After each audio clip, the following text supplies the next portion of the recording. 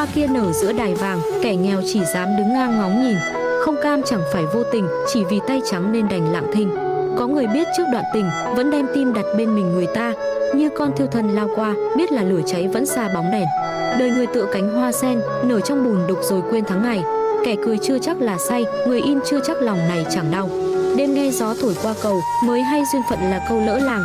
Trăng còn có lúc úa tàn, huống chi lời hứa nhân gian buổi đầu. Ta đi qua những bể dâu, học yêu một chút học đau cả đời. Sau cùng mới hiểu một lời, thương người quá mức thường rơi vào buồn.